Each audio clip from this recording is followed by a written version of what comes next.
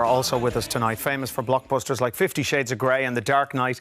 They've joined forces for their latest movie, The Lost Daughter. So please welcome Dakota Johnson, Maggie Gyllenhaal and Craig Revel Horwood. How are you? What a lineup! Yeah, what a lineup. Dakota, we've heard that you're a lover of playlists. Now, I am. Christmas playlists, what's the tune to kick it off for you? I'll always go Frank Sinatra. Yeah. Oh, classic. Yeah. Do you not feel That any whole- pressure with creating a playlist? No, I love Really? it so much. I love music so much. Maggie? Christmas song? Yeah, what would you I'll kick it off go LCD Sound System, Christmas Will Break Your Heart. with? Oh, That's lovely. always good. Oh, that's my Craig? favorite one. They're really classy. Mariah, darling, and I want to knock her off her perch. That's the only reason I wrote this tune. That high note? It's the only reason. Okay. Well, we're going to be chatting to Maggie and Dakota about their new film, The Lost Daughter, and Craig about that Christmas single, and of course, Strictly. We can't not talk about that. Yeah. How incredible is Rosemary? And you've got to love Biggins too. Everyone loves Absolutely. Biggins. Did love that make that. any sense to you two at all? They explained to us what panto was, yeah, downstairs. Okay. Well, of course. Oh, Oh, well. no, they didn't, darling. What is it? What is panto? You're meant to answer back. What As is you can panto? That's see- a really good question. Yeah, Craig loves a bit of I can just panto. say it's an introduction for children to theatre, and it's a tradition that goes back hundreds of years. I mean, it's amazing. Yeah. I love it. And Craig, you it's started your weird. rehearsals actually for your new Yeah, show. I have for Cinderella. I started that, and then with the gorgeous and fabulous Debbie McGee, which is great. And it's Cinderella down in Southampton at the Mayflower Theatre, and we open on the 10th of December, and we run until the 2nd of January. And it's going to be so cool to be back on stage. The dance, just being around, you know, dancers and thespians is just fantastic. And I'm loving these rehearsals. It's going to be so much fun. Yeah, Can't wait to it's catch such a it. great show, and they're all spectacular in it. Indeed. Can you Okay. do like one panto line so we can have a taste of it? I just did, darling. All of that was panto, especially wearing this. Well, I've got hundreds of panto lines, so there's a million to choose from, isn't there? But yeah, you'll get the "He's Behind You" and all of that stuff. All of those. Yeah. All right, now it's time to talk about the new gripping psychological drama that's going to keep us on the edge of our seats in January. The Lost Daughter. It's directed by Maggie Gyllenhaal and stars Dakota Johnson alongside Olivia Colman and a whole host of brilliant actors. And it's tense. Have a look.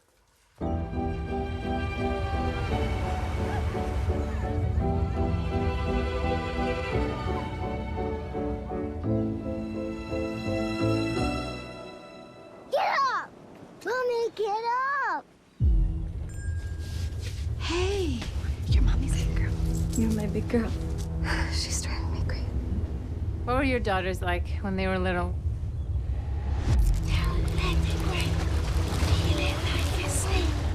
I can't remember much, actually.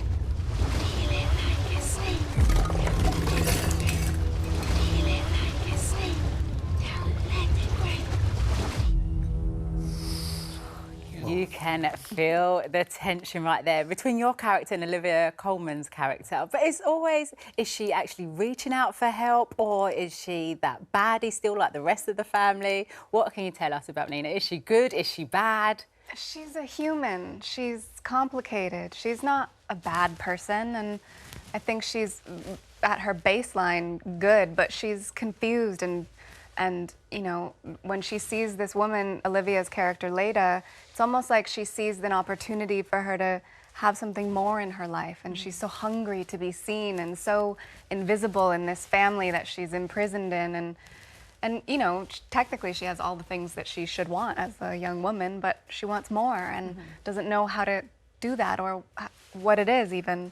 So I don't know. I don't think she's. I think she's good. I think she's real. I like that.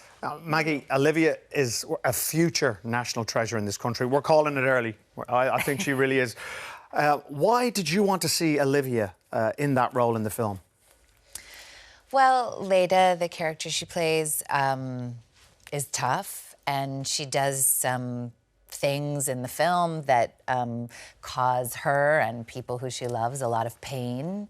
And so, you know, I wanted someone also who was wonderful and funny. Yeah. And also, you know, it's really important that this character be not crazy or mad, as we say over here. It's really important that she be sane.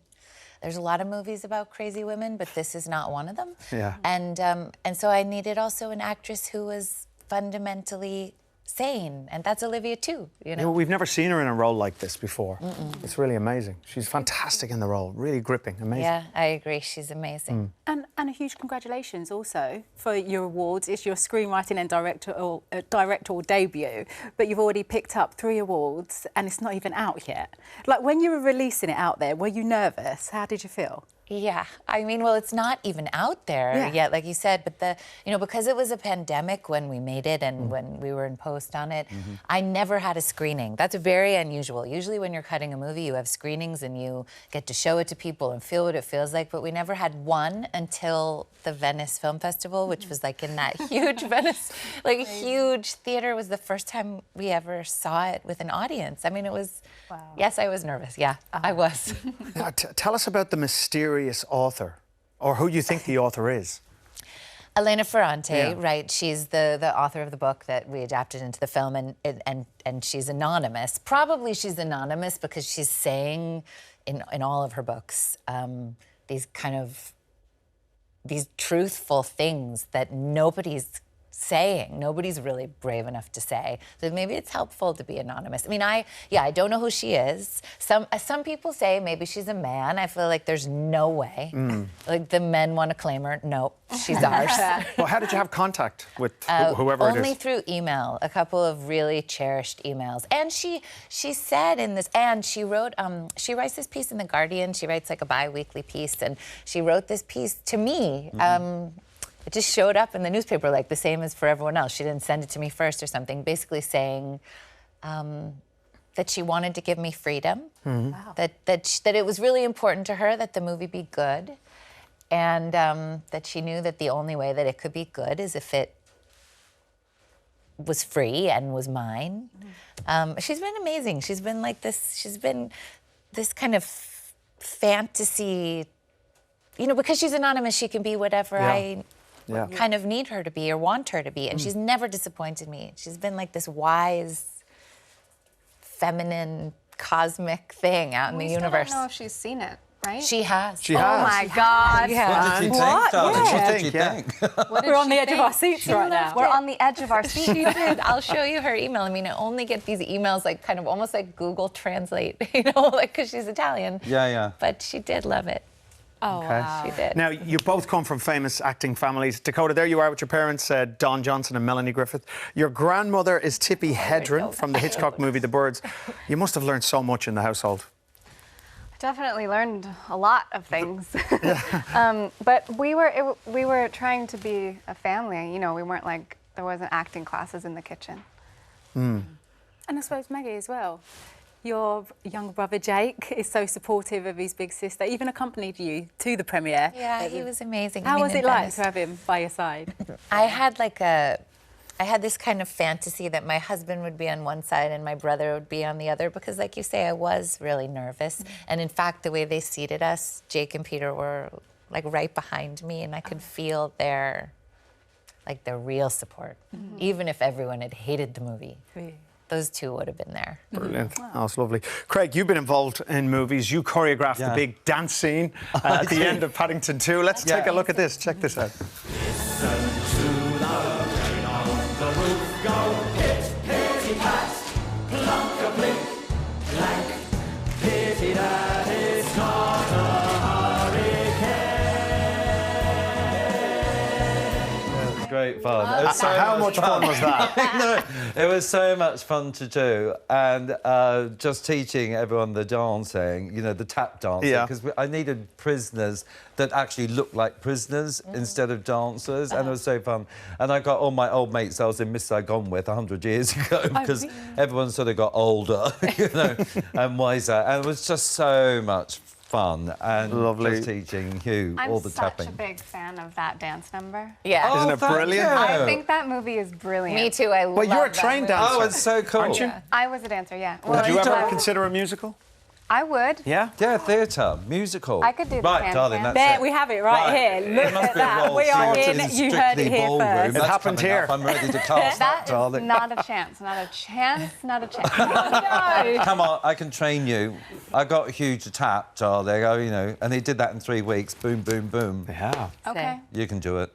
I think we've What got about it. me? Yeah. What about Maggie? You're going to sit there and co-direct with me, darling. He doesn't We're want going me to to live a dance. glamorous life together, drinking champagne on the Okay, royalties. Sold? Is that one sold? Yeah, that's right. done. Maggie and Dakota's film, The Lost Daughter, is out in selected cinemas from 17th of December and actually comes on Netflix New Year's Eve. Oh, yeah. So there you go. You got your New Year's Eve plan. Sorted. Still to come tonight. And Get Up, Stand Up is on at London's Lyric Theatre in the West End now. Now, Craig, talking about music legends, you're joining the Hall of Fame because you are releasing your first ever single. Wait. This is amazing. I know. Well, you know all about that. Oh, no, this is so exciting. Let's take a look. Christmas, Merry Christmas. Take my hand and come and dance with me. It's Christmas, Merry Christmas. We're gonna dance around the Christmas tree. It's Christmas, Merry Christmas. So grab your partner, don't you let them go. It's Christmas, Merry Christmas. And later we'll kiss under the mistletoe. Hey! That was an exclusive, first of all. Yeah. And it's your first ever single. But Yeah. why wait till now, Craig? Well, because I met Rietta while I was doing Panto. She heard me sing, and then she wrote a song for me, and I said, darling, I love this idea. I think it'd be fantastic. And I said, well, if we're going to do one, we may as well do 14. And then I said, let's produce an album and do it. If we're going to do it, go big or go home. And I said, well, there is one thing on my bucket list, and that's a Christmas single. So we got together and decided to do something sort of 50s based, you know, and the era that we both love. And we pulled that out, but I had no idea that I was going to be up against like Adele, probably Yeah, all the Ronan, names. I mean, everyone else, Elton John. I mean, but can you take on... Ed Sheeran? Yeah, isn't Elton it? and Ed I are out think- tomorrow. Can you take on the #1 spot, do you think? Yes, of course I can, darling. Look at that. I mean, that is genius. It is. Absolute attached to me, genius. the song. It's in my head. I was walking into the studio, and you've obviously played it a couple of times here, and people in the foyer were singing it. There you go. Come on, now, if that's not a hit, what is? Of course I'm know. going to #1. I have no shadow of a doubt. Me either. OK, let's go from Christmas music to Christmas movies. I've already watched Home Alone twice this week, right? Yeah. Guilty pleasure Christmas films. Dakota? The Grinch. With Jim Grinch? Carrey. Oh, Oh, Maggie? I like the... I'm Jewish. yeah. OK, right. OK. OK. That's all right. It's OK. You'll be all right. Muzzle top. Any Christmas films, you guilty pleasures? What do I like for Christmas? Oh, God, I should have had one. A Wonderful Life. I like It's a Wonderful Great film, Life. beautiful. we are. Yeah. Love it. It's Craig? Love, actually, I it's know. my Love real life Actually story. Meet me in St. is Louis. like- Meet me in St. Louis. You know they sing "Have Yourself a Merry Little Christmas." Oh, yeah, Judy that's really Garland. nice. I love that movie. Yeah, but Love Actually, he actually gets #1, so I'm, you know, gunning for that. Love Actually, very good. Craig, we've got to talk about Strictly. Yeah, It's been another absolutely. amazing series. It Hasn't gets it? every single year. And congratulations on the Rose d'Or Award that Oh, you that's won. amazing. I know. Quarter-final. Well- I'm still not over it because I went out at the quarter-final stage. But who do you think's going to make it through to the final? You were still fabulous, Thank darling. you. I love AJ. I think she's amazing. incredible, yeah. John and Johannes, absolutely spectacular. Rose and Gio, amazing. I'm Reese, fantastic. Yeah. Dan, Dan, I he's been on a journey, though, he's Craig. been on a journey. Will it end this week or will it continue? Let the audience decide, Yes. I say. OK, well, know, you said I think last it's year great. you were a softer Craig, but we're seeing a tougher Craig this year. Is he back? Ever since I got COVID, I came back a bit tougher. I don't know why. I was probably feeling a bit, you know, angry with the world. But actually, it's fantastic. And I just loved the show this year. Just love it. And I fell in love with it all over again when I got to see it from home and see, you know, how spectacular the entire production is. You know, you forget about that when you're judging, and I'm very sort of level-headed when I'm in there and I put my judge's hat on and I just talk about that 1 minute 30, you know, as professionally as I possibly can. But when I was at home drinking champagne with COVID, darling, it was a completely different scenario. I loved it. Well, thank you, Craig. Thank you so much. Good luck with the new single and good luck with Strictly on Saturday. Oh, and the Christmas special is going to be amazing as well. Oh, yeah. Congratulations to Hannah, Zubair and Lottie and all the Diana Legacy Award winners. And while the UK recipients were getting cosy at Kensington Palace and celebrating with Prince William, well, his brother Prince Harry was congratulating... Look, there they are, the international winners. And this is only the beginning for the winners because next Thursday they've been invited to Diana, Princess of Wales' childhood home, Althorpe House, where her brother Earl Spencer will host them at a fantastic ceremony and present them with their awards. So good luck. Yeah, well, we've just got some time. Actually, you're going to read them out? Rachel McVeigh says, Maggie, absolutely mesmerising. Laurie on Twitter says, Dakota Johnson, wow. And Gillian McShane says... love for Craig's jacket. I need that jacket. Oh, God, I need it, she Then says. buy 20 of my singles, please. But don't worry about the jacket. Get the single. Well, guys, thank you so much. That's Thanks, all we've guys. got time for tonight, but thank you for joining us. Thank you. I'll be back tomorrow with Angelica and we'll be joined by Gary Barlow, Gemma Arterton and Joel Dommett. Have a lovely evening. Thanks very much. Bye, everybody. See ya. Take care.